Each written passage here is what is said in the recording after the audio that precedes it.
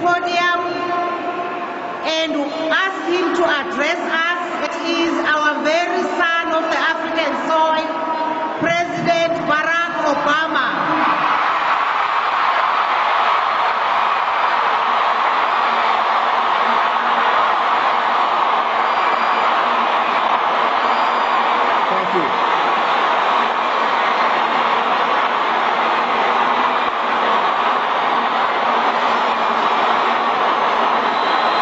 Thank you.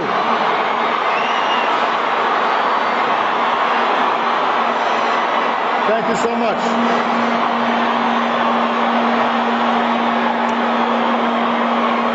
Thank you.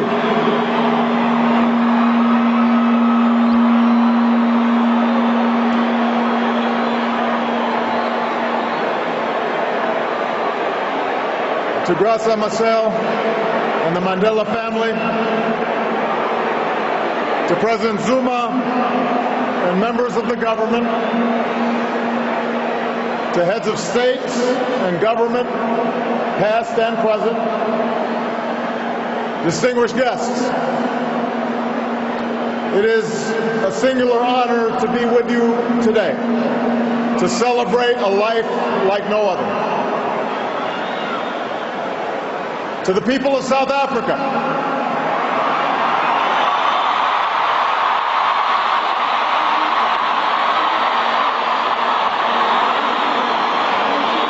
people of every race and every walk of life, the world thanks you for sharing Nelson Mandela with us. His struggle was your struggle. His triumph was your triumph. Your dignity and your hope and expression in his life and your freedom, your democracy, is his cherished legacy. It is hard to eulogize any man, to capture in words not just the facts and the dates that make a life, but the essential truth of a person, their private joys and sorrows, the quiet moments and unique qualities that illuminate someone's soul. How much harder to do so for a giant of history who moved a nation toward justice and in the process moved billions around the world. Born during World War I, far from the corridors of power, a boy raised herding cattle and tutored by the elders of his Dembu tribe, Madiba would emerge as the last great liberator of the 20th century. Like Gandhi, he would lead a resistance movement, a movement that at its start had little prospect for success.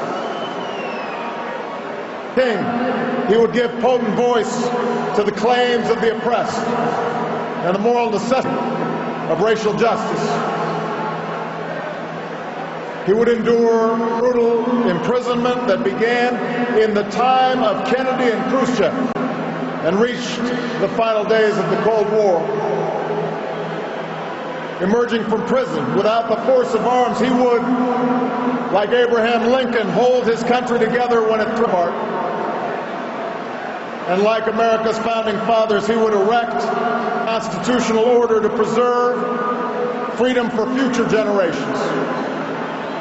A commitment to democracy and rule of law, ratified not only by his election, but by his willingness to step down from power after only one term.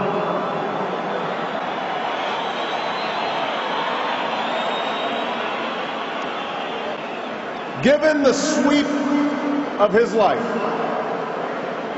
the scope of his accomplishments, the adoration that he so rightly earned, it's tempting, I think, to remember Nelson Mandela as an icon, smiling and serene, detached from the tawdry affairs of lesser men. But Madiba himself strongly resisted such a lifeless portrait.